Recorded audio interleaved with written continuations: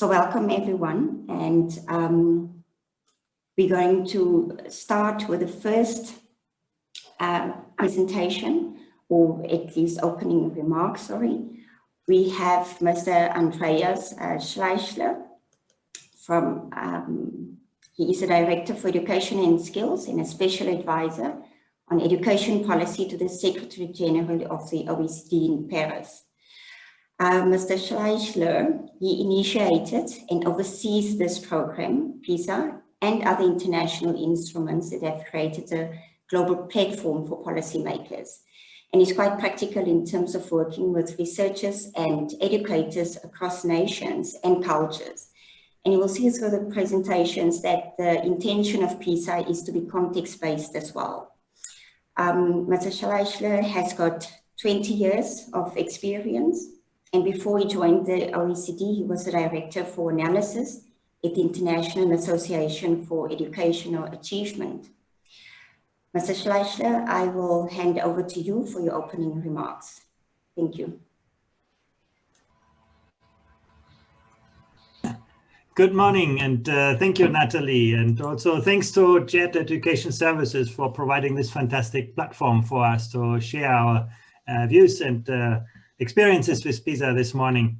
And I would want to also thank everybody else for your interest in PISA. It's just fantastic to see South Africa joining the global PISA community of now 89 countries. And this is not just about, comparing and benchmarking schooling results, but what this community really is about is to explore how we should define and measure success in the 21st century. So I hope also today we're not just going to discuss the PISA instruments, but actually, how to approach those kinds of questions through metrics and measurement. That's really what our work on PISA is about, and it's a project that's really owned by the countries that take part in this. The OECD, we moderate this process, but most of the test items that we present to students have come from somewhere in the world. Someone has used them in their context, other countries found them useful, then we embed them in the global PISA assessments. That's the kind of philosophy. Countries, for long periods of time, debate and discuss what they want to measure and how to do that. For example, we have put a lot of emphasis on the measurement of problem-solving skills in PISA that started in 2003 in very simple ways. Then it expanded and developed. Then in 2012, we added something that we called creative problem-solving skills. To what extent can students not just solve fixed problems, but actually, solve them in imaginative ways, in ways that are not, predetermined, where the solutions are not predetermined. And then in 2015, we went a step further. Countries said, well, in the modern world, you don't just solve problems on your own. Actually, you work with other people to solve problems. So we assessed collaborative problem-solving skills. So it's a constant process of debate, discussion, and then ultimately measurement and learning from measures. So that's really, I think, what this work is about at its heart. And we start out from this idea that in the 21st century, many of these things that are easy to teach and also easy to test have become easy to digitize, to automate. Robots are taking over whole factories, and that's sort of having big implications for those who have, earned a living with routine manual skills. And today you have to see it's the same on the cognitive field.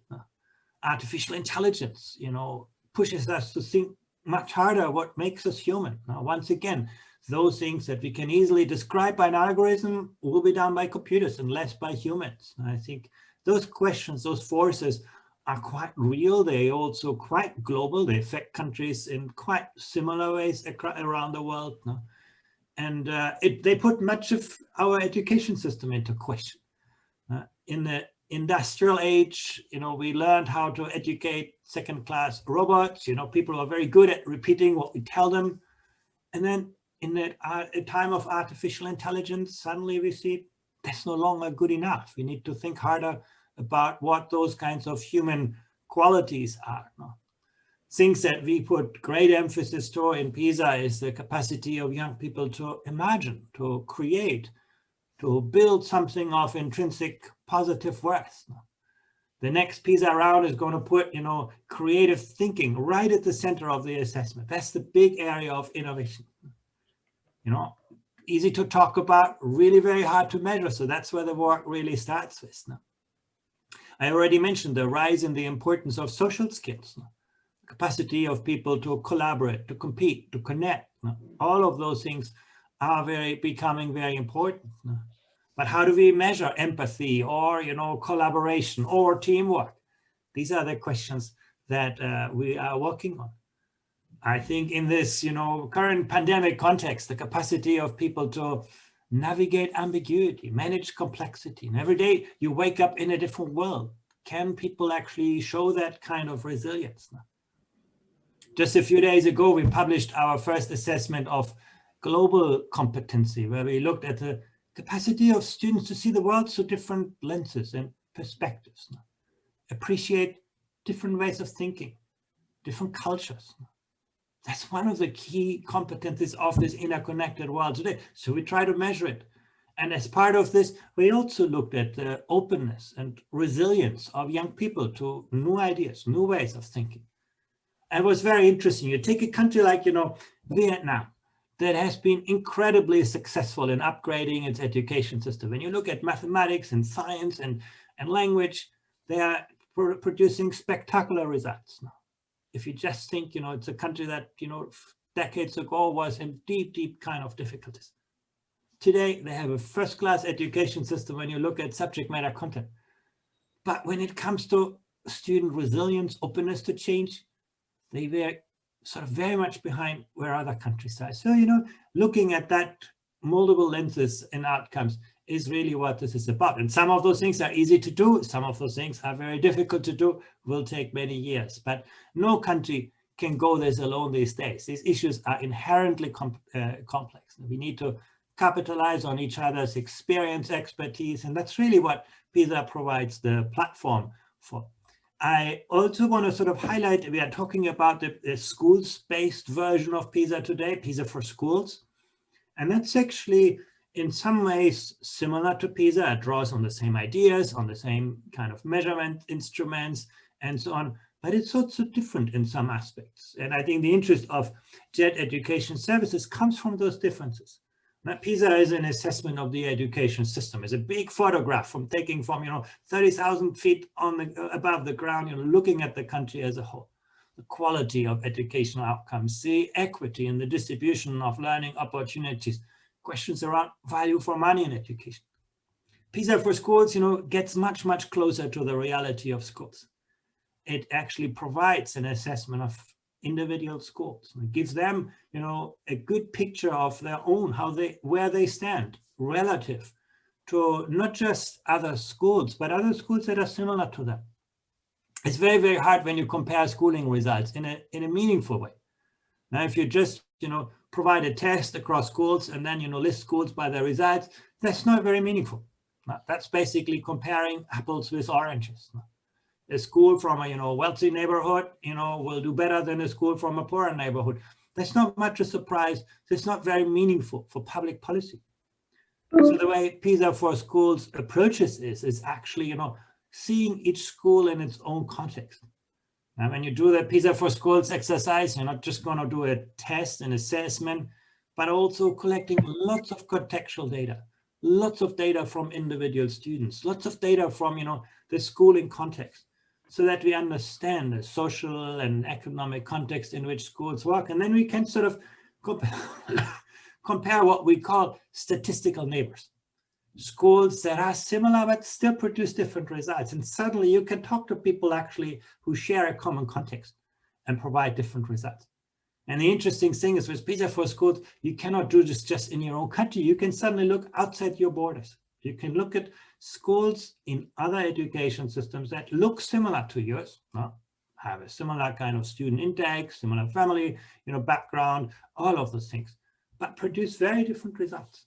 And suddenly you can learn from and with other schools that are similar. So that contextual element is very important, and that school-based element is very important. That's the heart of the program PISA for schools. PISA is the broad picture of the whole system. PISA for schools positions each and every school that takes part in that kind of system. I already highlighted PISA is competency-based. We're not so much interested whether students can just reproduce what they have learned. We're interested whether they can, extrapolate from what they know, apply their knowledge in novel contexts, in novel situations. That is very, very important to PISA, and it poses great challenges to many schools, many education systems. And sometimes, PISA gets criticized for this. People say, well, you give our children tasks that they have never seen before. How you can expect them to do well on this? Well, that's true. That's what we do. And that's quite intentionally built in PISA, that we confront students with, tasks where they have to apply what they learn in a novel context. And if you consider it unfair, probably life is very unfair to you because, in real life, the test is not, do you remember what you learned in school? But can you use that in a context that is completely new to you? It's about connecting the dots where the next big idea is coming from. So we challenge students with those kinds of things. That's the competency-based approach, the application-based approach. The modern world no longer rewards people just for what they know. Google knows everything. The modern world, people exactly for this, what they can do with what they know. So that's a very important differentiator, but you have to keep it in mind. Now, sometimes students struggle that do quite well on the knowledge component, on this kind of application-based component, they may do less well. The other aspect that is important is when we, for example, look at mathematics or science, they're not just interested in the content-based approach, physics and chemistry, but PISA for schools tries to understand to what extent students can think like a scientist. Can you design an experiment? Can you distinguish questions that are scientifically investigable from those that are not? Can you develop and assess your own hypothesis? And that's about thinking like a scientist. Or, thinking like a mathematician. Often in school, we test whether students can calculate an exponential function. Well, that's important, but computers can do that much better. But do we really understand the nature of an exponential function? It's actually very hard for humans. We are all born in linear spaces. That's where I'm comfortable with. Time is linear, space is linear. This is the world in which we're comfortable.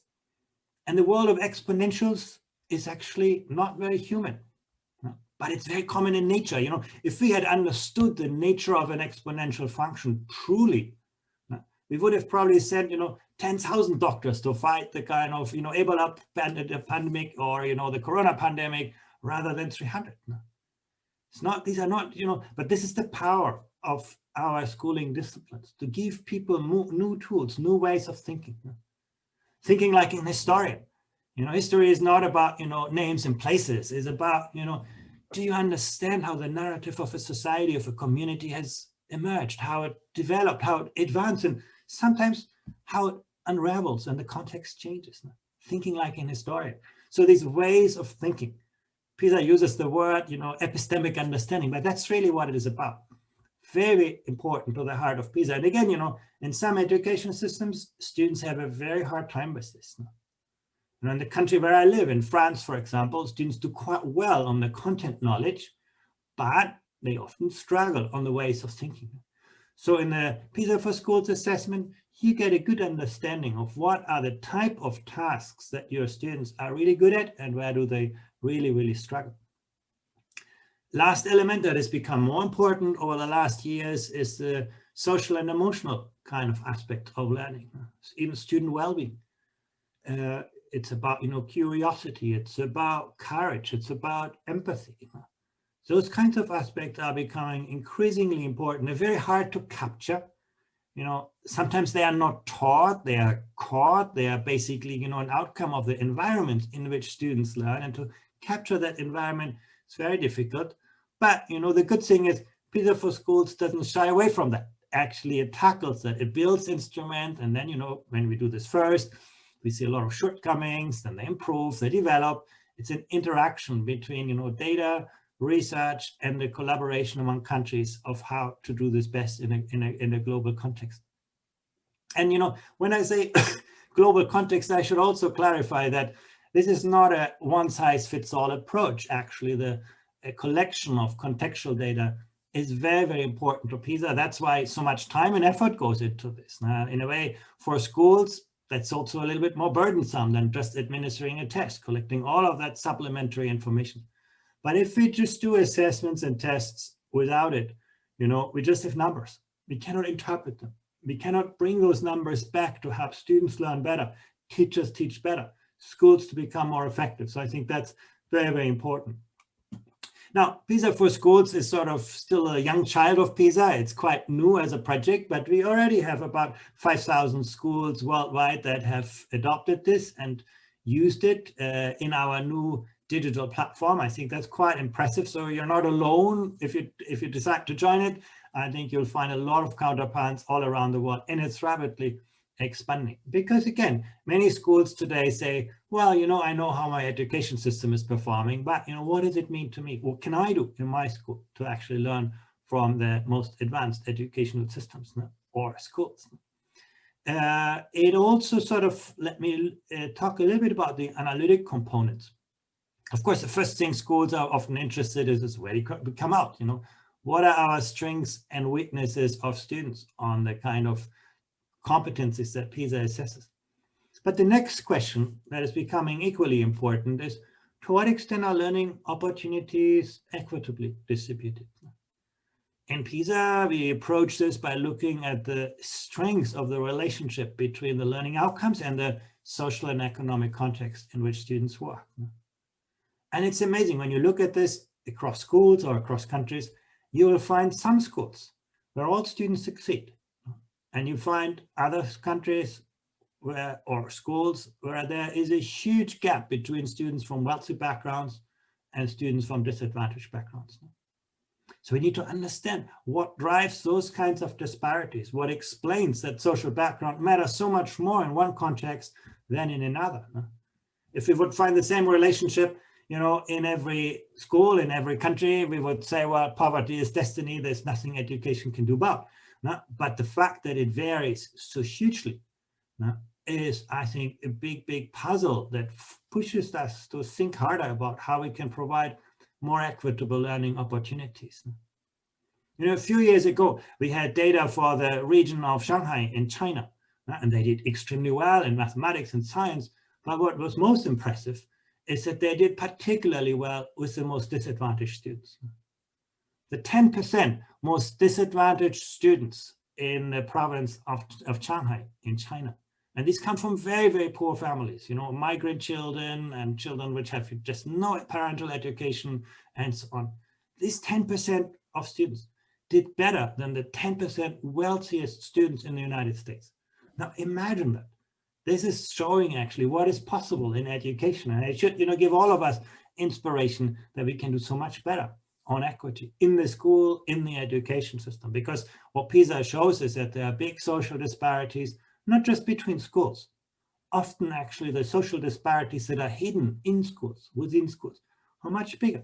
You get a sense out of this. How can we improve student well-being?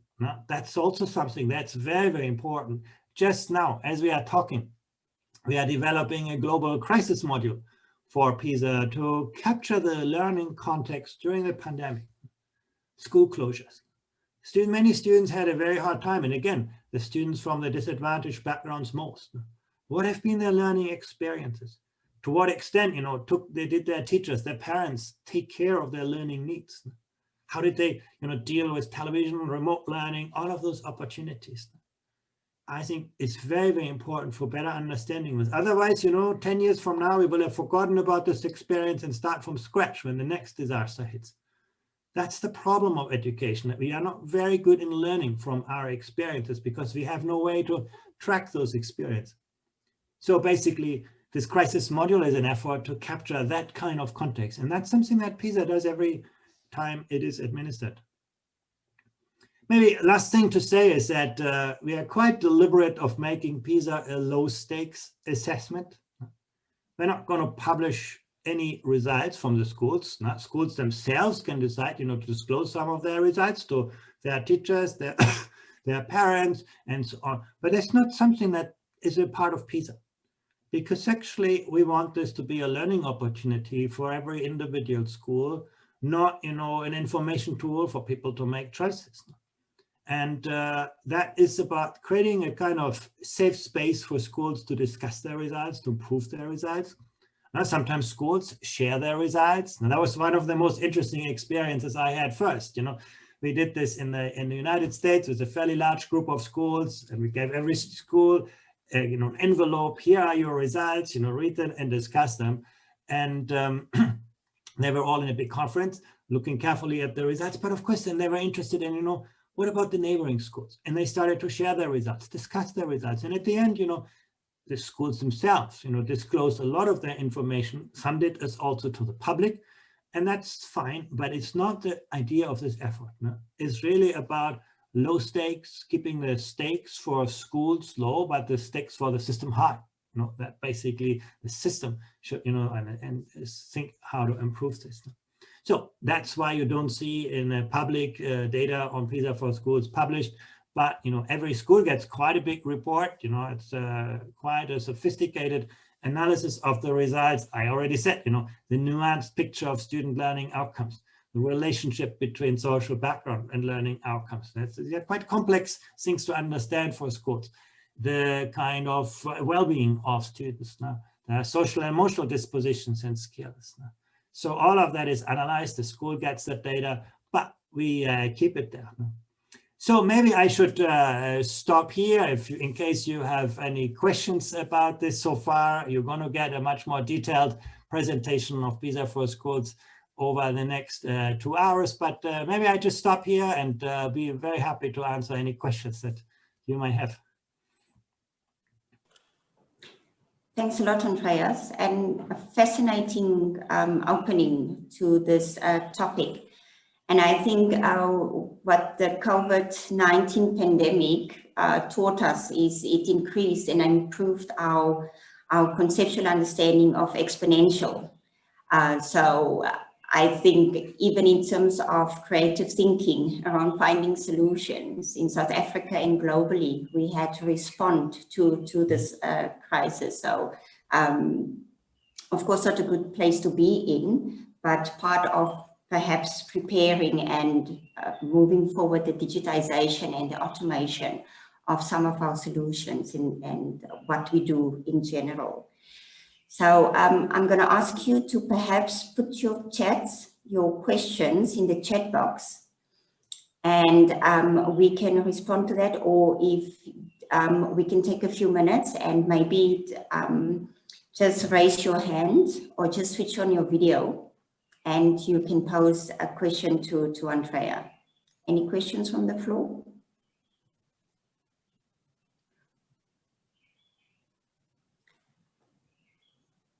Going once, going twice. Andrea, we'll look out for the questions in the chat box and we'll circle back to that. Good, and we have actually my colleagues Yuri Belfali, John Cuddy and Federico. They're going to provide you with a much more detailed picture on all of this now. Yes, excellent. So the next item on our agenda is a presentation on PISA for schools that goes into a bit more of the detail and also around actual work that's happening currently. We will have a number of panelists, which is open my agenda. We will have 3 presentations today, and we will have a PISA for Schools in Portugal presentation as well. So what Andrea spoke to is really going to become a much bigger picture at the end of this seminar for hopefully all of you. I'm going to hand over to Joanne, Dr. Joanne Caddy, and she's going to speak to empowering schools through comparative data and global peer learning. In terms of Joanne, she's been one of the team leaders of the OECD Center for Skills since the project's inception that started in 2013, and she has led the design and the delivery of the National Skills Strategy country projects in the 10 countries where they're operating currently. She's got over 20 years of experience in comparative analysis of public engagement, policy making, and public governance. And she's got a keen interest in applying new technologies, data, and public engagement to the work of government. So, Joanne, you're in good company today. I'm going to hand over to you for your presentation. Thanks, Joanne. Thank you very much, Natalie, and a very big thanks to you, to James, to Nick, to the whole JET team for the efforts we've been making together to convene people today. But my first thanks are really to all the participants. As Andreas said, we are definitely interested today to understand what are the potential interests and possibilities for PISA for schools to bring to the South African education context. So we will be listening and we will be learning. So we want to thank you in advance for assembling this extensive expertise and depth of understanding that's on the panel and in the participants today. So thank you, Natalie, and thank you, Jet, for this opportunity. I will go relatively quickly through these slides. I think Andreas has done an excellent job in distinguishing where PISA and PISA for schools meet and where they are distinct. Could I go to the next slide? Just very quickly, the next one as well. Just for background, the OECD, of course, is based in Paris. Our own directorate is about 200 people strong. The main purpose of the OECD, of course, is data and publications based on the data. We have 37 member countries. But as Andreas was indicating, we have programs such as PISA, which assemble a large number of non-member countries. Next, please. So our directorate is definitely very engaged in measuring learning outcomes. That's for children, but also adults with the PIAC survey of adult skills, but also TALIS, which South Africa is a member of. And I think it's important now to recognize that our directorate's work with South African governments in the field of education has been very long-standing and has been extremely fruitful. So we hope that PISA for Schools can be part of an ongoing story of collaboration with South Africa as a non-member country.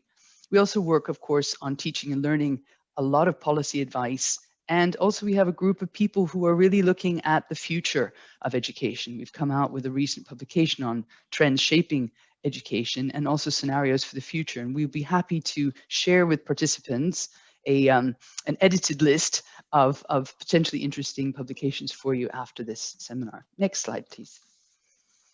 Next. So the main points about PISA, I think, in terms of knowledge community involving so many different countries, I think Andreas has explained that very, very well. What I'd like to just simply point out is that since 2015, PISA itself has been a computer-based assessment. There are a few countries that are still using paper, but they're very much the minority. Most countries have successfully made the transition to a computer-based assessment for PISA. The content, as I'm sure you're familiar with, focuses on reading, mathematics, and science. But as Andreas importantly mentioned, it's a competence-based assessment. So this is not going to fit with any country's specific curriculum, but it's about how can we see how students apply their knowledge. We also, and I think this is important for everyone to understand, the PISA framework also envisages a student questionnaire which asks a lot of questions about student background, propensities, attitudes to learning. And the 2008 round assessed students, 15-year-old students, nearing the end of their obligatory education system in 79 countries. And there's about that sample, which is a representative sample in the case of PISA, represented 32 million students around the world. Next slide, please. So what we can see is that PISA helps us understand, and the frameworks used helps us understand what is the skills portfolio for students to thrive in this uncertain century. And I think this is an important point because we have know what and know how, so technical skills and skills of content, but also, as Andreas was mentioning, we have a lot of work, not just in PISA, but in other parts of our directorate on social emotional skills, behavioral and social skills, but also thinking and creativity, so critical thinking and creativity. So these are, this diagram, if you will, guides our work in our directorate. We are seeking to both understand and measure these different portfolios of skills. Next slide, please. So the PISA framework is well established. It represents 20 years of collective intelligence, if I could put it that way, of the participating countries. and it has been regularly updated and revised to meet the needs of students and education systems. So PISA is a metric for seeing how a country is performing. It's a system level analysis, but the PISA-based test for school is focusing simply and exclusively on a school as the unit of measurement. Because the PISA-based test for school is based on the PISA frameworks, we know that they can deliver results. Our assessment, the PISA-based test for school, can deliver results on the PISA scale. And this is important that these two distinct assessments can be linked. They are comparable. We have just finished, the PISA for Schools team completed in fourth quarter 2019, our international linking study to ensure that when we went from paper to computer-based, that we were still linking well, our items were performing well on the PISA scale, with linking with the PISA 2015 transition to digital. So next slide, please. Our vision and mission in our team is about excellence in teaching and learning for all students. And I would like to put the emphasis on all students. There's a very strong attention in our work in PISA for Schools on equity issues, on the socioeconomic backgrounds that far too often determine the opportunities, chances, and outcomes of students in all countries. So our mission is to improve student learning and well-being. The student is at the center of what we do. But we focus on the school that is there to support their learning. So teachers and school leaders. Importantly, we're making a lot of effort now to make those international global connections amongst teachers that are participating in our program. Next slide, please. So here are some key facts about the PISA-based test for school. First of all, it targets the exact same age cohort as PISA does. So it's secondary school students that are 15 years old as defined by PISA. We have to date administered over 5,500 school tests with the PISA-based test for school in over 10 countries. The timing of the test is important for everyone to have in mind. There's a 2-hour cognitive test. The booklets contain reading, maths, and science items. And the booklet methodology is a rotated booklet. So this means that no student is actually doing the same test as the student sitting next door. But with a smaller sample, we can cover a great number of items. The students also, very importantly, take a 13-minute student questionnaire. This is an important piece of the puzzle. It is the piece where students have voice. And the types of questions that are asked in that questionnaire, which is absolutely modeled on the PISA student questionnaire, is designed to tease out important information to be able to construct the economic and social cultural background index, which really helps us understand the home environment and the opportunities that a student have. But this questionnaire also asks a lot of pertinent questions about students' perceptions of their learning environment. So on, for example, bullying or classroom disciplinary climate, and also other important questions like motivation for learning, instrumental or otherwise. So this is an important piece of our instrument. And the feedback we get from students on the PISA-based test for school experience is that the cognitive part challenges them. It challenges them, it intrigues them, because it puts them in front of material they haven't necessarily been confronted with before. But they also say they appreciate the student questionnaire, that they've, for the first time, been asked in an anonymous fashion to honestly share their views about their life at school. The assessment itself is available in 10 languages at the moment and counting. We're about to launch in Thailand at the beginning of next year. And so that's been a lot of work with the Thai team in preparing the instrument, preparing the platform, and reaching out to the schools that will take part in the first year's pilot validation study. And as I said, it's a digital platform. This is an important point to just raise so that we're all on the same page here. It is a digital platform. It can be delivered online in those places where internet connectivity is stable and excellent, but it was also a resilient platform so that if internet is intermittent, the student has a seamless test experience. So the internet can cut out in the middle of a testing session, but the system will reconnect when connectivity comes back. A third option that we've been looking at, and we have successfully applied in the Russian Federation with over 1,900 schools, which, as you can imagine, are in some very rural parts of this very large country, has been to have locally stocked and locally stored versions of the platform. And then after the testing session, we upload the data to our international platform. So we have many, many technological solutions to performing this assessment in really very difficult conditions in a number of countries. Russia and Brazil come to mind. Next slide, please.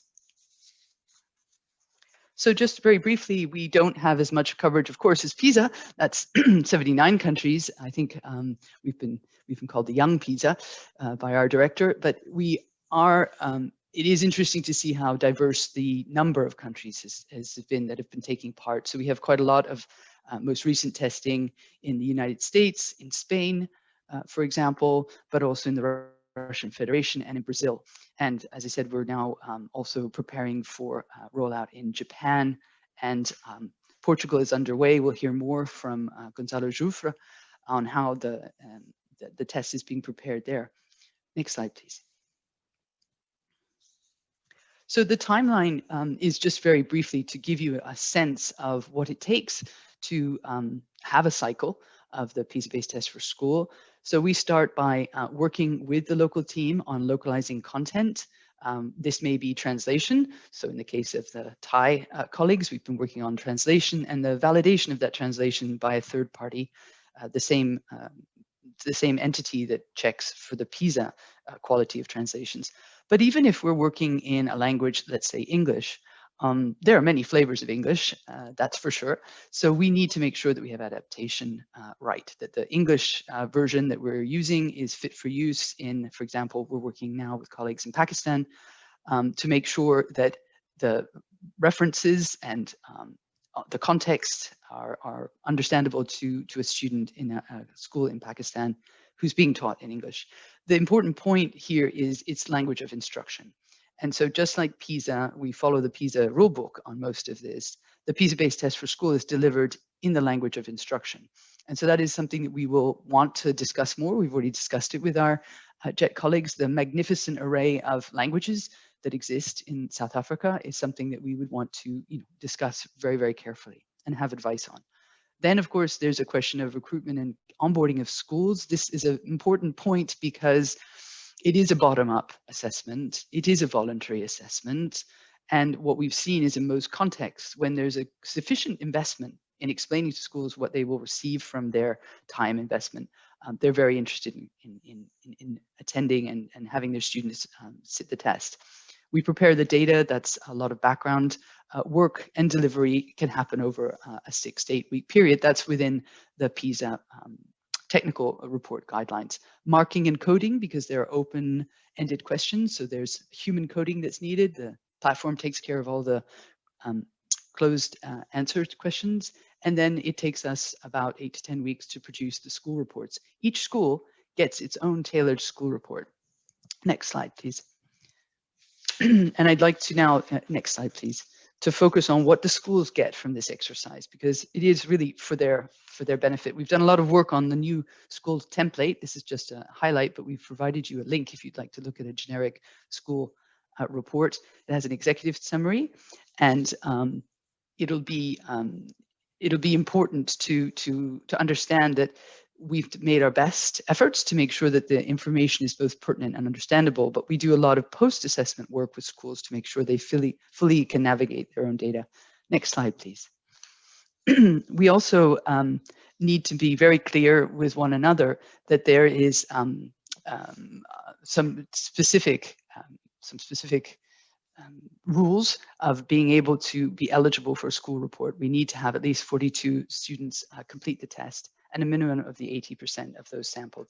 Next slide, please. In some countries, such as Russia, we provided group reports, aggregate reports, based on the school report.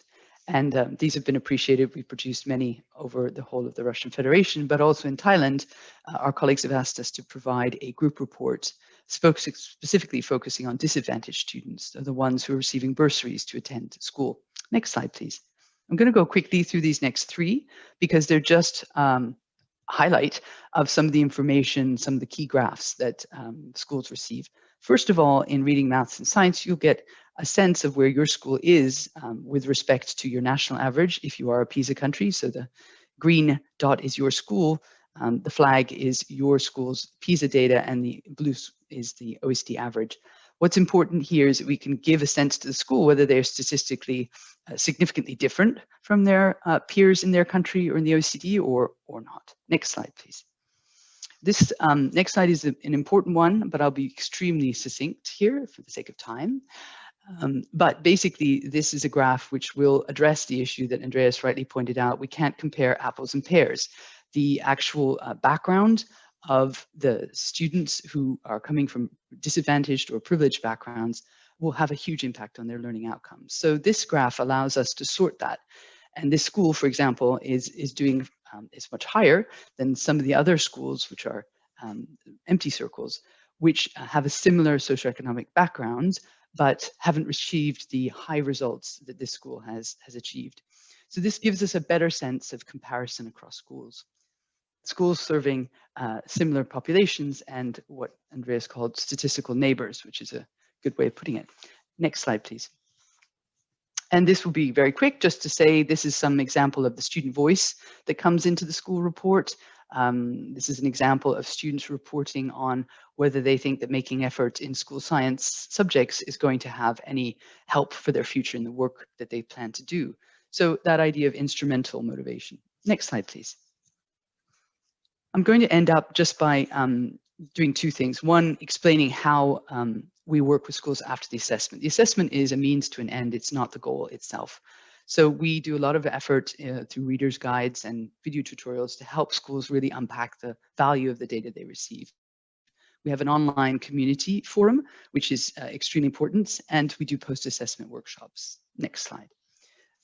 Just a flash publicity for the PISA for Schools online community. A participating school, once they've received their school report, also gets a PIN number to get into an exclusive platform where multilingual support provided by Google Translate actually allows us to have international discussions. We also, and this is a slide shot from an event we did in Brazil with participating schools and a foundation, with both public officials and schools, to really understand how PISA for Schools could help Brazil's changing assessment platforms. Next, please. And my last point here is, and next one, thank you, is that we are always updating. And so as Andreas mentioned, we have a global crisis module. This has been developed by the PISA team, but it will be put into the PISA-based test for school for 2021, trying to help schools assess the learning gaps and the experience of their students during lockdown in this very difficult year of 2020. But also social emotional skills. We have 40 items in this test, and global competences is coming up. So I'm going to stop there. Thank you very much. My next and closing slide is that.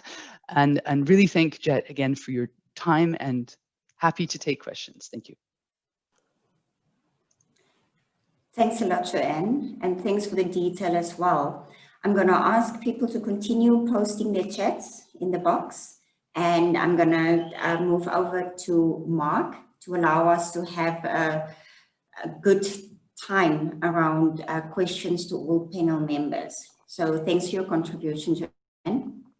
I'm going to move over to Dr. Mark Chetty. He's currently the Director of National Assessments in the Department of Basic Education, our national department.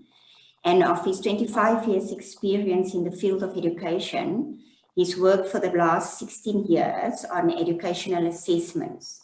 So Mark is going to speak to us about the National Assessment Framework for South Africa, and he's going to focus a bit on considering PISA for schools in South Africa.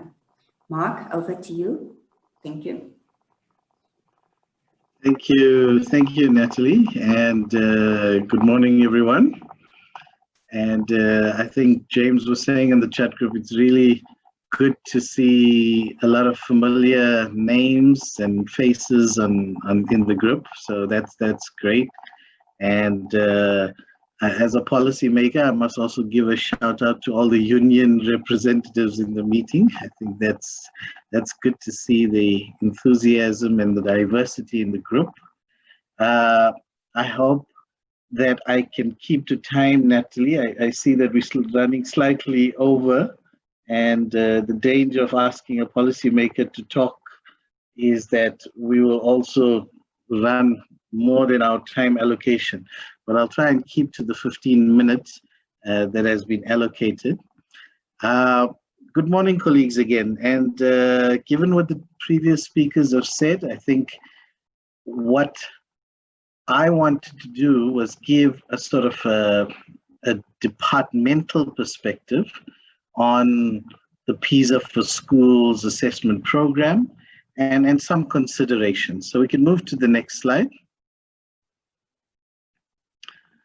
Thank you. So when there's a new assessment program, there's a few things that the department would have to take into consideration. And these are just some introductory comments that I thought could also background the discussions. What does the DBE look at when considering an international assessment? How would it fit into an overall assessment program? I think that's a very critical aspect for us. And how would it add value to research and development, keeping in mind our broad sector outcomes? We've heard from Andreas as to what are the broad reach of this PISA for Schools program, and also considering how would it contribute to the development of learning outcomes. And I think there's some very clear aspects on that, and of course financial implications. You know, I see in the chat group there is some inquiries about chat, because that always plays on the success and the take up and the scaling of an assessment program. So I think those are issues that as we navigate through discussions on the PISA for Schools project, that we can just keep in mind. Next slide, please.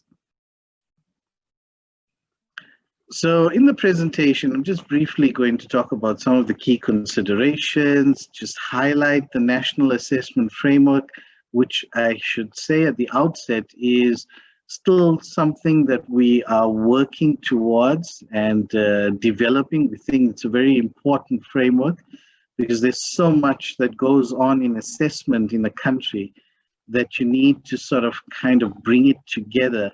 So this is work in progress, but it does give us a sense of how to think about assessment and how do the different sort of pieces kind of fit together. And then some areas of research and development that's currently coming through. And then what are some of the closing comments that I can make about the PISA for Schools? So next slide. So perhaps just very quickly, without going into too much detail, in terms of the considerations of an assessment program and what underlies our national assessment framework, we got to see the fit to the mandates and the broad actions of the department.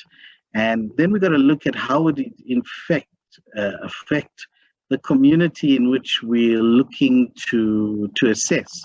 So yeah, there's a strong emphasis on the schools kind of self-reflecting and using the data to reflect on their students and then to see how that can be used to improve their own learning outcomes, and then taken to scale, how could policymakers probably use that to look at improving learning outcomes on certain key identified domains of the study. So there's quite an interesting and perhaps one would say a unique community that this assessment program is targeting, and then what are the rules and tools that are usually implied, and I think Joanne has given us a sense of that. But that's usually all our critical sort of matrix that we look at, you know, as we unpack an assessment program within the broader national assessment framework. Next slide.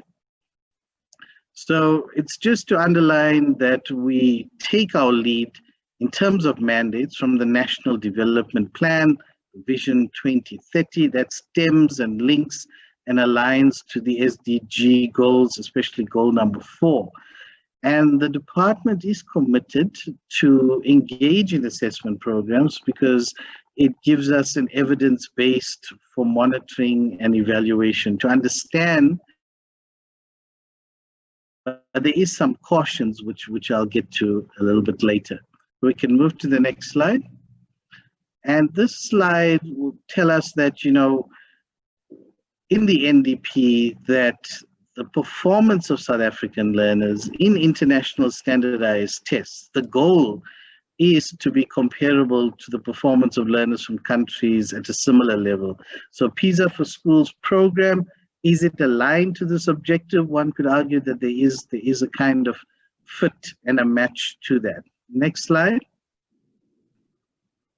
And in terms of our focus, so when we look at how do we bring in new assessment programs and why do we do it, because often the community in which we serve, where there's different stakeholders, the natural question is why, and how does it fit in with the broader plans of the department. So we have an action plan to 2024. This ties in with our medium-term strategic framework, and 13 of those goals are dedicated towards the improvement of learning outcomes.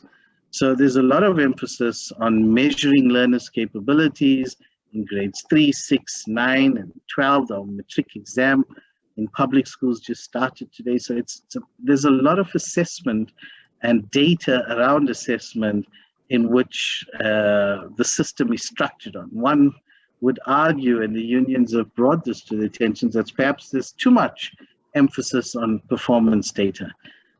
So one has to find a balance, but this is the plan, and one would have to find a fit for PISA for Schools and how it could contribute towards the goals of the action plan. Next slide. So in terms of just the National Assessment Framework, just very briefly so that colleagues have a sense of what we're talking about. You can go to the next slide. So the rules of the National Assessment Framework is basically trying to look at a package of assessment programs that would sort of serve different purposes. And we've realized from previous assessment programs that to attach multiple goals to a single assessment program might not be, the way to go. So it's about finding specific assessment programs that can serve specific needs, whether it's diagnostic, summative, or high-level systemic needs. Next slide.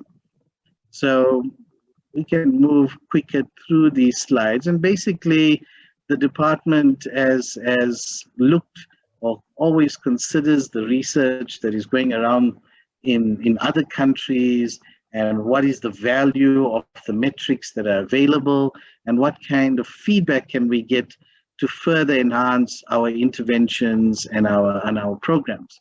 Okay, the next slide. And in terms of the current inclinations, and as I said earlier, this is still under discussion, and we're hoping to within, certainly by 2021, we must have a complete national assessment framework in place with the different tiers. We can move to the next slide so that I can show you what this national assessment framework currently entails. So we've got 3 tiers: systemic, high-level, system-wide assessment. And when one looks at PISA for Schools, one would try and locate it. Is it a systemic assessment, a summative? Is it a diagnostic formative assessment? And we have a few assessment programs that South Africa participates in. So we already participate in PEARLS, TIMS, SACMEC, which is now called SICMEC. And the ALNA is, we've just done some piloting and field trialing on it. And we have our systemic evaluation, which is a new design of evaluating the system, where we shift the unit of analysis from the learner or the school to the system. So it's a very encouraging and unique design. But our target grades are also grades 3, 6, and 9. And in terms of the summative, we have public examinations, and we need to bring in an examination stroke assessment at the grade 9 level, which is the GEC, and we have school-based assessments. But the shift and COVID-19 has made us think a lot about how can we shift from this exam-driven system and emphasis on summative towards a more assessment for learning program, and how do we bring in formative assessment? So our current initiatives that we've been undertaking and emphasizing to schools is let's find a better balance between summative and diagnostics. Okay, the next slide. So that just gives you a sense of the National Assessment Framework. The idea is to support teachers and learners in school. So the pushback from the system is to the school. So whatever assessment program we take on, it's the sense is it must in some way positively contribute to the learning outcomes at school.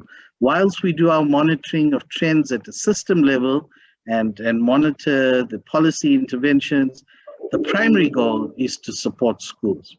Okay, next slide. So these are the assessment programs. So I'm just listing them so that you get a sense of the assessment landscape at present. And when schools are considering take-up to the PISA for schools, they are also going to be, telling you, JET as an agent, look, we're involved in this and we're involved in that. So, it's understanding this landscape and finding, appropriate balances. So international benchmark studies are part of the NAF because they serve a particular purpose. The next slide. So the benchmark studies, I think I've mentioned this, so we can move to the next slide.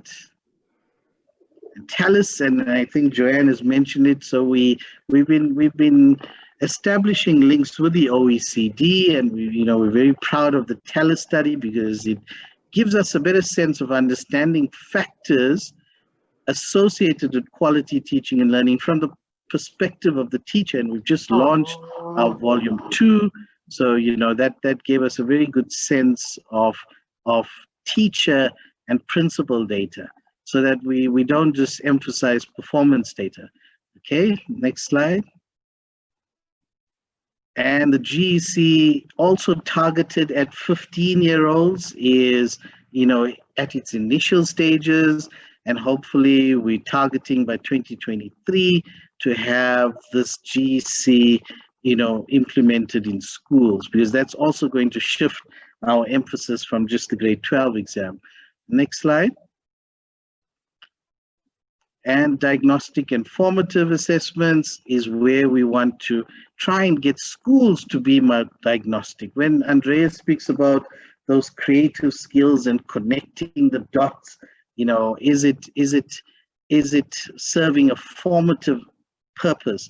And we really want to shift schools, to do more of this so that we can get into deeper learning and prepare our learners better for the 21st century skills that we think, will be better suited.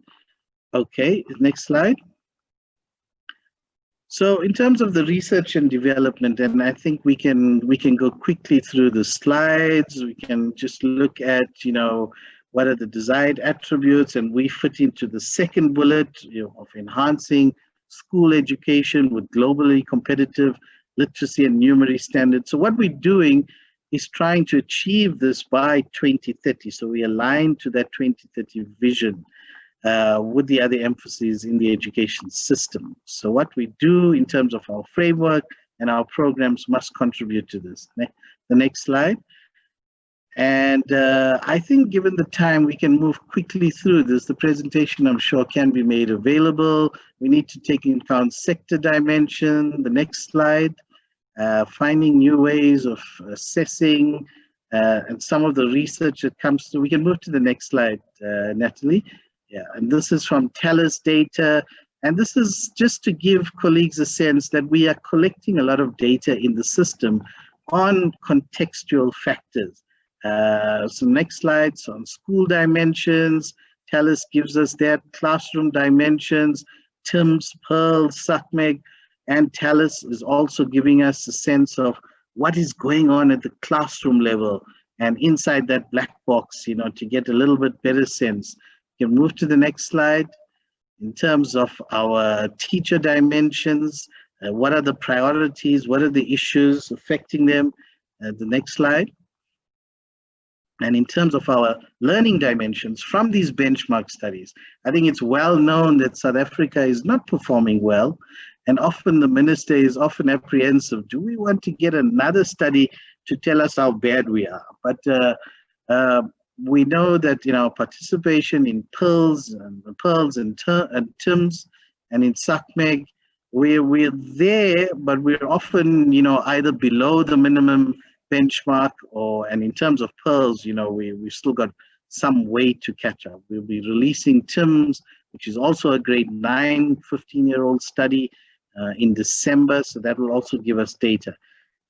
Next slide. So perhaps as I conclude, is just some considerations to the audience and for this meeting, is that when we look at the PISA for schools, we can see a match. We can see a match to the National Assessment Framework because it aligns to the NDP vision and the broader sector outcomes. It's linked to an international benchmark study because it stems from the broader PISA framework, which is an established metric. It is unique. It allows schools to voluntarily participate. It's usually not the culture in South Africa, so that's going to be quite interesting as to how that gets advocated to schools. We can see a link to the monitoring of learning outcomes, its emphasis on peer and cross-school learning communities, and probably the schools that might find in the immediate take-up will be the independent schools. So the study could probably give us further insight into that sector because those schools are usually eager to participate in benchmark studies and and they can afford it from a cost perspective. The next slide. But the challenges, I suppose, that we have to keep in mind, and what I've tried to present as well, is that the assessment space is quite packed. There is a lot going on. And, and at the grade 9 level, which is our 14 to 15-year-olds, we have 3 studies that are targeting grade 9, the TIMS, the systemic evaluation, and the forthcoming GEC. Now, teacher unions have argued, as I mentioned earlier, that we shouldn't, only focus on performance data. So there's a fine balance to thread with the take-up of this program. And of course, limited funding at the moment with government's reprioritization. And I think James was also alerting us as to how schools from different quintiles levels or poverty rankings could also participate in this study, knowing that they would need funding. So those are some of the challenges that would be there. Natalie, I think that's where I can stop and perhaps, take questions or see how colleagues are chatting in the chat. Thank you. Thanks a lot, Mark. And there are quite a number of questions that are coming up in the chat box. So I also encourage panelists to perhaps address some of those questions, and we will amplify some of that feedback as well during the question and answer session. We are starting to run a bit over time, so I want to move over to the next and maybe perhaps last session panel member, Dr. Nick Taylor, before the question and answer session, and then we'll have one more presentation around a case study.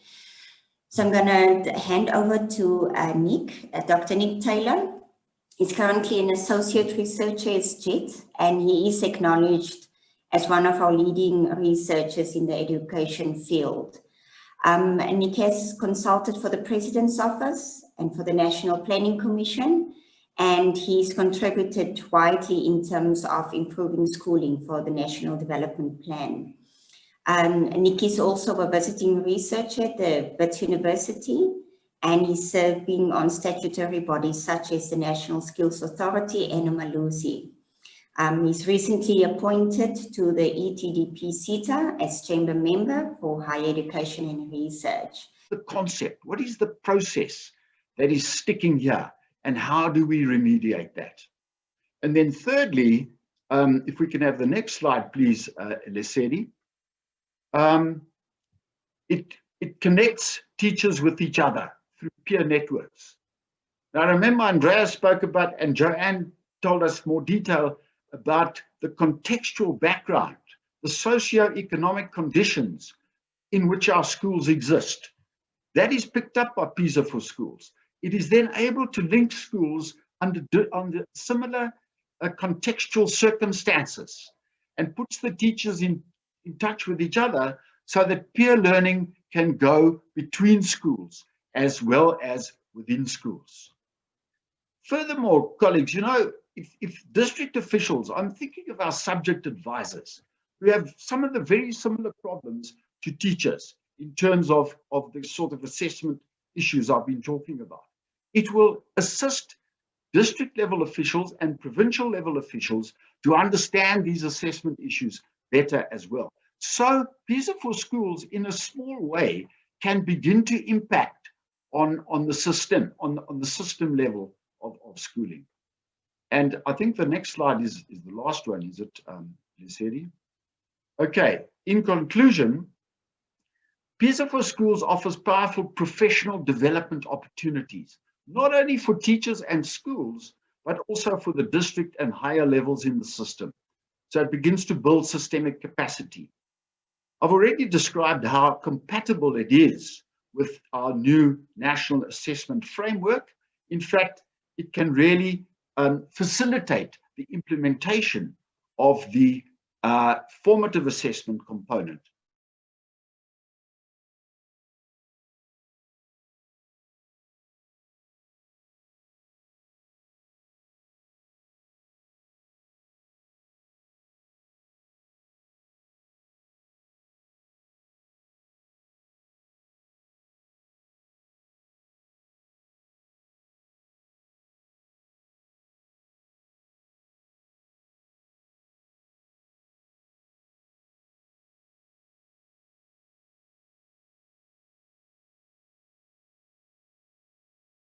Speak a little bit to what is the significance and what's the relevance of targeting 15-year-olds. So in South Africa, there's a great focus on pathways from school to employment, and to assist with that kind of thinking. And we've got extremely high levels of unemployment, youth unemployment in South Africa. So if Mark and Joanne, if you can maybe address that question. And then I'm also going to maybe Joanne, Mark and Nick, I'm going to try and just redirect specific questions to you. You've had an opportunity to see what is being asked for as well. So, but if you can start off with that, and I will direct it further. Over to you, Joanne. Yes, thank you. I'll be very brief. And I just want to say that myself and all my colleagues are taking careful note of all the many questions in the chat. And we do hope with Natalie and the JET team's help that we can answer those questions. You all deserve answers to your excellent questions. If there's not time in this panel, rest assured we will report back to you. On Natalie's question, the PISA frameworks have been built around what could be expected for a 15-year-old. Why a 15-year-old? In many countries, that's the end of obligatory education. It is certainly a transition in a young person's life. They're beginning to think about what next in terms of education, what next in terms of workforce entry. And I think the most important point, really just to give a quick flavor, is all of the work the OECD does is about the changing demand for skills. And if our education systems are not carefully attuned to the types of things that will not just allow our students, our 15-year-olds today, to get a job in a couple of years' time, but actually be lifelong learners. And that's where it circles back to the importance not just of content knowledge, and that is important, no one is saying it's not, but that the ability to apply the competences of in-depth reading, adequate for a digital world, which is not the same as the reading that we were looking at in the 70s or 80s or 90s, is a very important point. So mathematical reasoning, we had this discussion about exponentials, thinking like a scientist, critical thinking. These are the packages of skills that will allow the 15-year-olds of today to be active, lifelong learners. And this empowerment of students as learners and the empowerment of teachers who are there as coaches to help those young people take that step, I think is at the core of what we do. I hope that was clear as to why the 15-year-old age bracket is what's being looked at in PISA for Schools. Thank you, Natalie. Thanks, Joanne. And I think, Fatima, Adam, you also answered to perhaps around the curriculum versus the competency assessment that is being addressed by Joanne. Mark, contribution from your side? Sorry, Natalie, I just lost you for a minute. I heard something, you were talking about the pathways. Did you want me to address something along the pathways? So perhaps there are some questions around how can this assessment feed into the 3 streams model, the thinking from DBE currently in terms of a policy stream, and particularly fit for purpose around competency. There's a number of questions that are being asked around how schools will use this competency data.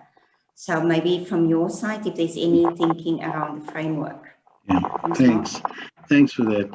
Yes, I think that it aligns to the initiatives around the 3 stream. And because the 3 streams is about understanding critical skills that learners are taking into the next phase of either their schooling, and if the system allowed technically, to become apprenticeships and to the world of work. So what are the critical skills that an assessment program would give information, would certainly align to those initiatives. That is, I should add, the purpose of the GEC, which is like a feeder assessment program towards streaming, where a learner could potentially choose one of 3 streams: an academic, a technical occupational, and a technical vocational. So an assessment program such as PISA for Schools that links with also critical skills could help schools give better information to their learners about potential pathways, and because we want learners to make informed choices. So their ability to solve real world problems, their ability to work in typical work environments. Currently, I should say that the system and the current academic stream is not entirely geared towards that. So it'll be interesting to look at how we become more dynamic and more creative in our assessment programs to give learners in the system, especially at that age, 15-year-olds, better information that will inform their choices to stream. Thank you, Natalie. Thanks, Mark. Anil is asking a question around why would you want to take on a PISA assessment? Well, over the past 25 years, we've done all these various levels of assessment. So I'm going to ask Nick and Joanne to perhaps come in on that one and to reflect a bit, because part of what is being asked is really like, how will we use the data from a PISA assessment differently? So really around amplifying what is different around this work. Thank you. Nick, Joanne.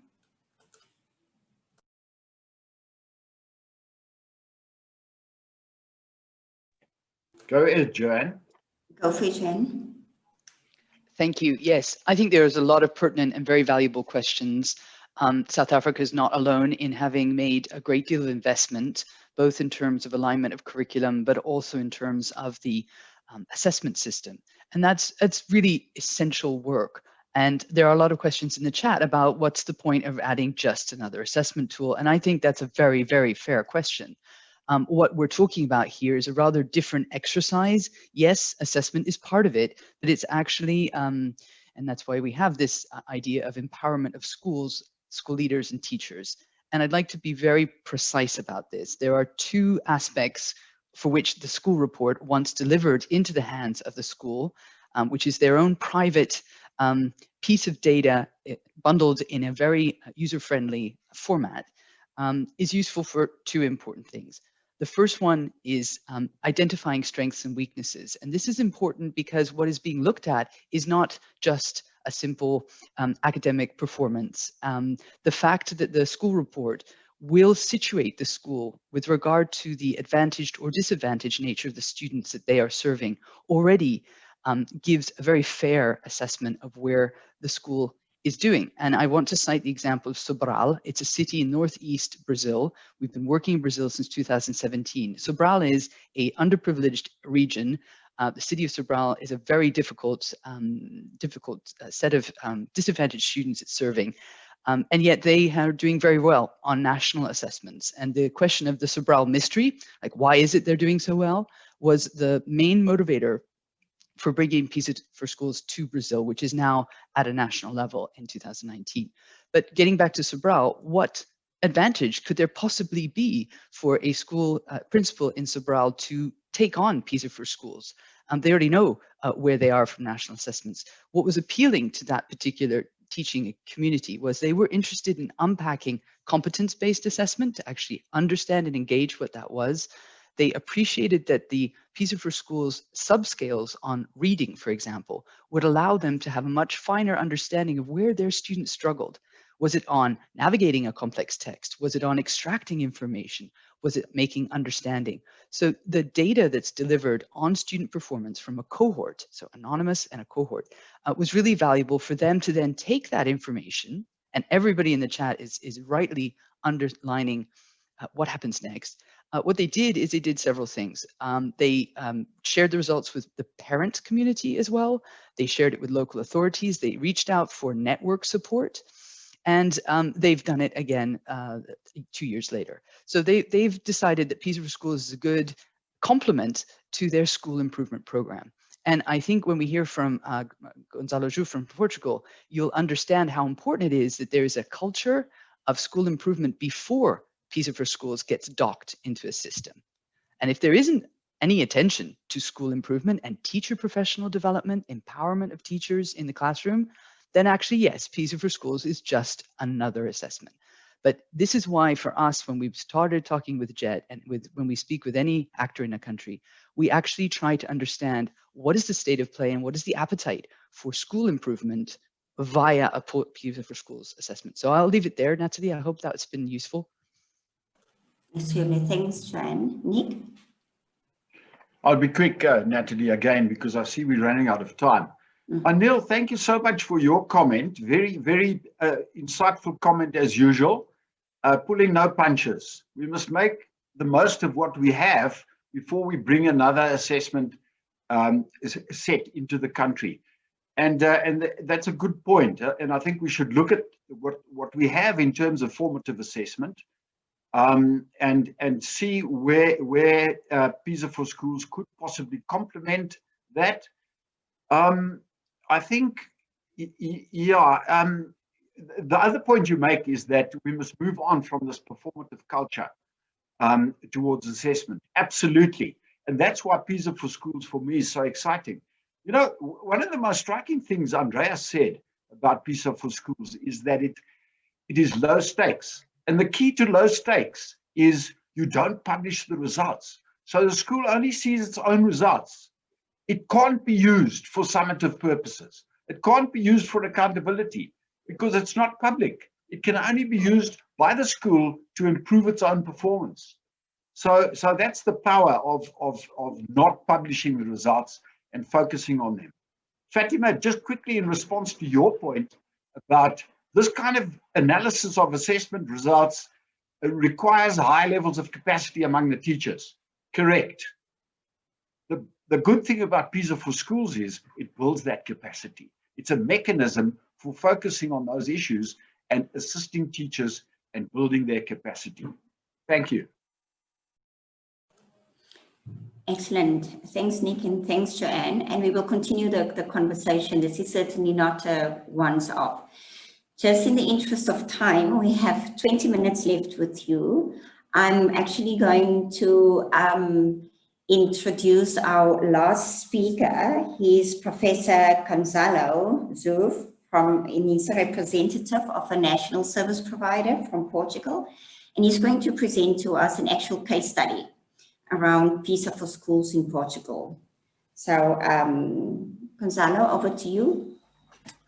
Hello, good morning, everybody. Morning. Thank you for the invitation to participate in this very good seminar, and it's very good to be here with you on the other side of the world. I'm in Portugal now, and I am in the current state of implementing PISA for schools in Portugal. I'm a teacher in the Polytechnic of Lisbon, and we are the national service provider for PISA for schools for Portugal. And I will try to present to you what has been the steps that we have been performing during the last months, and then to explain to you a little bit about the motivation of why did we try to implement PISA for schools in our country. Can we pass for the next slide, please? Yeah, thank you.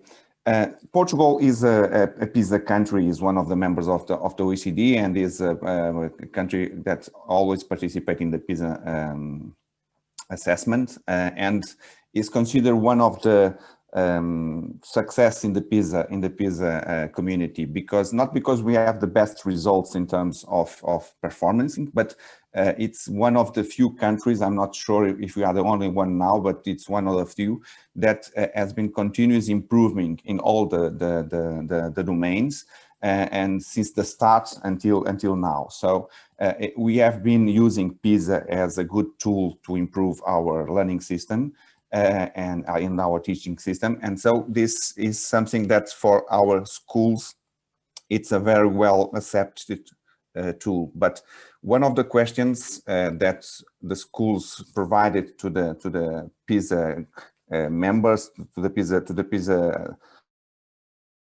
organizations, is that we participate into this test. We deliver our students for the samplings, but we don't receive any kind of information on how to use that information to improve what we are doing. So this was the opportunity for PISA for schools in Portugal. It was this demand on the school side that they were with the need for having very concrete information on how to improve what they are doing in terms of teaching for competences and in this new challenging context that we are living in, that Andreas very well explained in the opening of this seminar.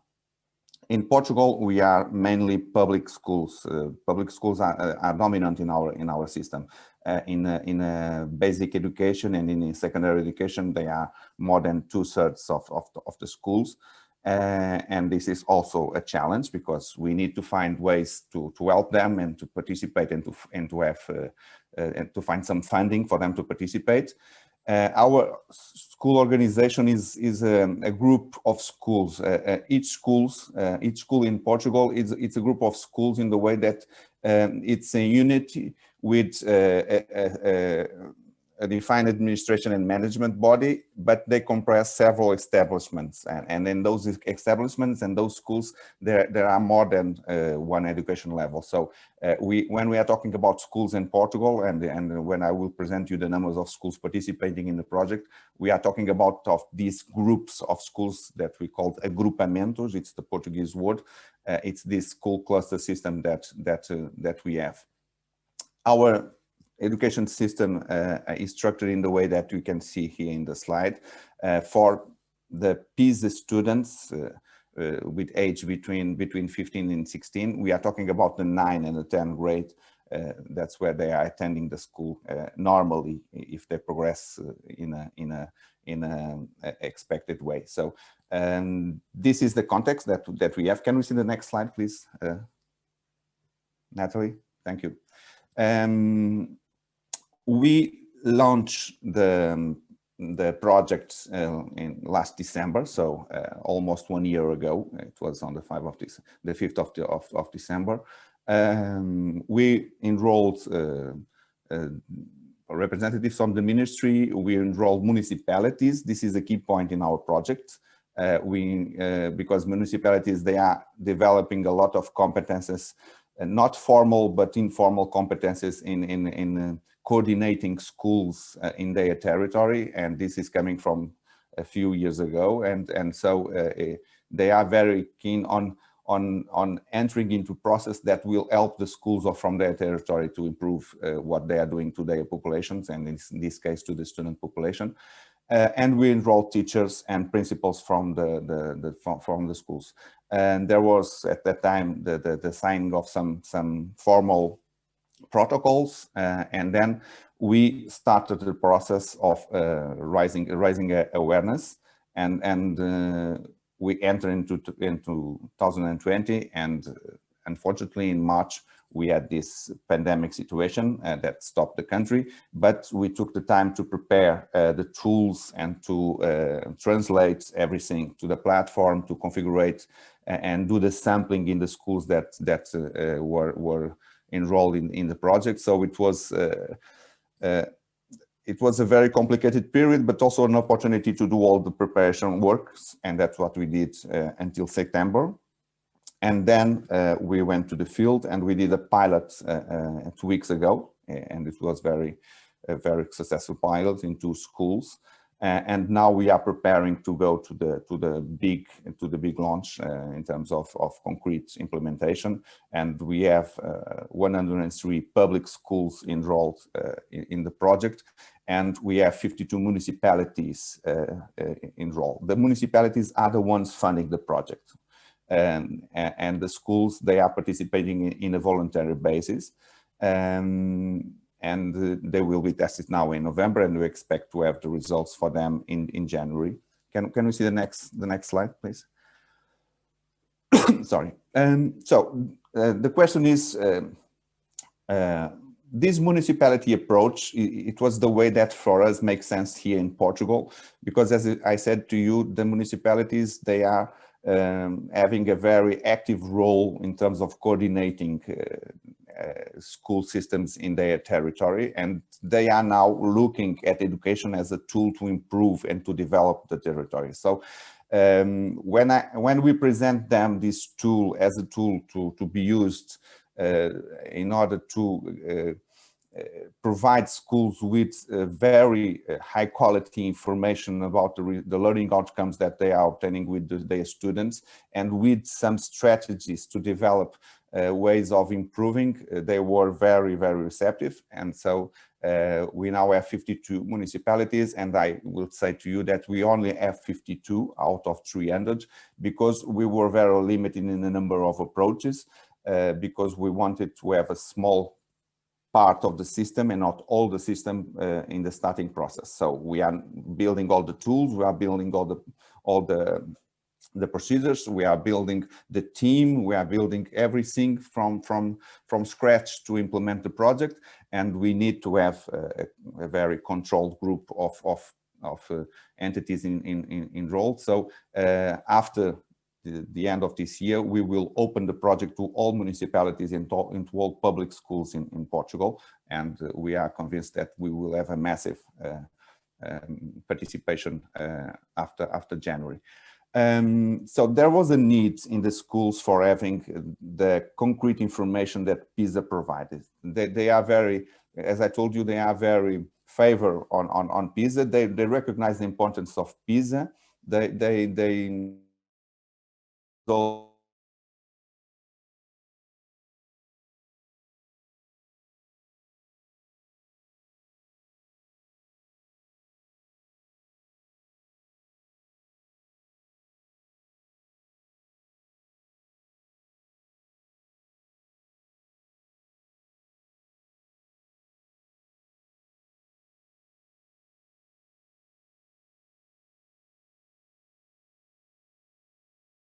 for the project in Portugal, and that's why they all entered the project when they were invited to participate. We will also have information at the municipality level. This is something that is very important for the municipalities. They will see how the future active population of their territories are developing in terms of competence. And we will develop efforts at this municipality level in a coordinated process to help schools to understand the information and to work on it and to reflect as a network and to have some peer learning situations between them, the municipalities, and the other networks. So we want to build in Portugal a national network of schools participating that will have reflections and activities at certain levels, local, regional, and then national levels, in order to develop this peer, provide information for teachers to improve what they are doing with students, and also to look with much care to the information that students provide to them through the reports. And that is something that I would like to stress, because we have been talking about performance, we have been talking about very good information that the report has, but we have not been looking at one of the most important informations that I think it's in the report. It's the student voice. This is an opportunity, and it's a very good questionnaire that OECD has in the PISA framework that will help us the schools to understand exactly how students are looking at the teaching environment, how they are looking at the way that they are learning the 3 domains and applying the 3 domains. It's a very rich questionnaire, and I think it's very difficult, at least in Portugal, we don't have anything similar to implement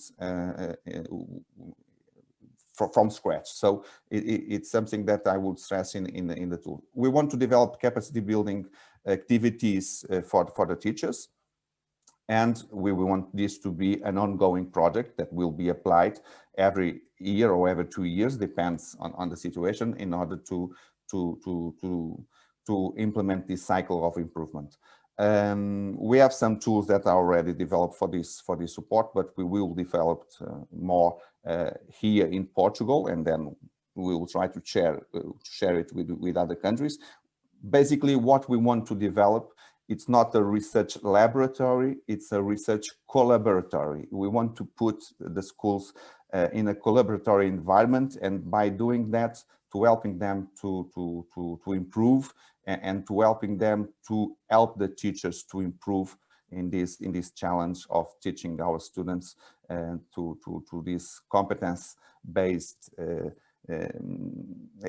needs to this modern world, and this is the challenge that we have in Portugal, and we are trying to tackle with this tool. Let's see if it goes as well as we predicted. Thank you so much, and I'm open for questions. Thank you very much, Gonzalez. I'm going to ask, just in the interest of time, if you have any specific questions for Gonzalez, please post it in the chat. And Gonzalez, if you can just look out for Gonzalo for the questions and to maybe address that. I've also posted the email address for any follow-ups with us, SJET, and we can also respond to that. And as I said previously as well, we will share the presentations, and we can also cycle back to you on specific issues to address. Thanks a lot, Gonzalo, and thanks to all the panel members. Thank you for your inputs. I'm going to just do a little bit of a reflection. I'm going to take just a few minutes. We have a few key points for you to take back, and a few minutes before we drop off. So I think what stood out is a support to current and new government initiatives. And the DBE is busy with the 3 streams model. There's also the general education certificate at the end of grade 9. And we also have sight of the DED centers of specialization work that feeds into the TVET space that we informed them. So I think in terms of the South African education sector, just to keep that in mind, and also around soundboarding, how we proceed to keep those in mind. There's also the low stakes of assessment that needs to be considered, that can empower individual schools to manage their own data and participation. Of course, it comes with the opportunities for competency test, because it's a competency test versus a curriculum testing. So around supporting teachers in future, should this realize, that is certainly being considered. We also need to acknowledge that this is a practical assessment that is consistently evolving. And Andreas, for instance, spoke about the new global crisis modules for schools to deal with pandemics. And we've seen that with the schools that JET is working with currently as well, that there's been a lot of investment in support to make sure that schools are ready. And the DBE has provided ongoing and consistent guidance to make sure that schools are safe for students. I think the issue is also around, it's beyond knowledge. There's a measurement of soft skills to manage ambiguity.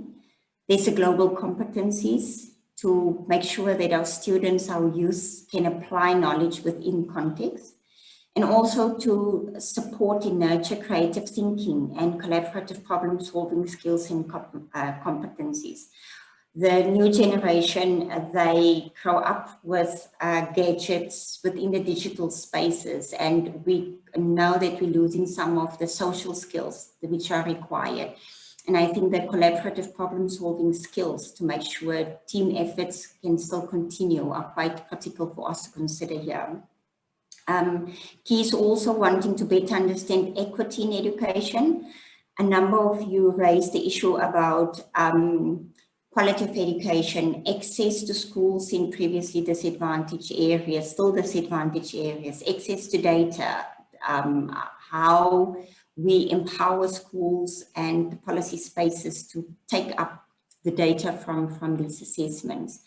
I think we can also look at how PISA for schools can contribute to the body of evidence in South Africa as well. There's also the technological solution. It's digital, but easy. It's easy for South Africa with where our disadvantaged schools are situated, rural, peri-urban locations that we service this JET, the OECD and also DBE, that there's a strong focus to make sure that it's fit for purpose as well. There's also the potential for additional support on interpreting results for schools. And Dr. Chetty noted this as a goal to strengthen the use of formative assessments. And I think that's an important conversation that needs to continue around the level, type, and how we use the data, the information, the knowledge around assessments in South Africa. Critically for us, in terms of our planning and work with the OECDs around the next steps, we need to agree an approach between JET, OECD, and DBE around a number of practical considerations. There's a language validation for South African context, for instance, how we do the advocacy in peer learning, and also create equity around this assessment. I have posted in the chat an invitation to partner organizations, to donor partners to contact JET to be involved, and it is in the chat. It's p4s@jet.org.za. You're also welcome to contact James Kiwi, Kelly Shura, Carla Pereira, any one of us, Nick Taylor at JET, for more information or to set up a meeting or discussion with us to clarify a few more points. And we can certainly agree to that. And so certainly the invitation is to reach out. I think from the seminar, there is a lot of work to be done. And thanks for soundboarding, assisting us with the soundboarding around the work to be taken forward. If there is any other burning points, I actually want to give Andrea the last word, perhaps, in terms of a thank you. Andrea, over to you.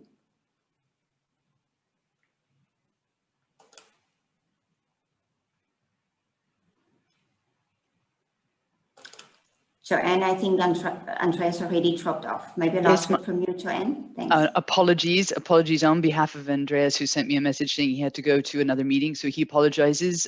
This has been extremely helpful. I want to thank everyone for your questions and suggestions in the chat, and just thank the JET colleagues for having this opportunity to interact and learn so much more about the South African context. We will be guided and advised by you in every country we work with in scoping the possibilities of designing an effective PISA for Schools intervention. It's always a team effort, and we need critical friends and we need advice. So thank you very much for your time. Thank you, Natalie.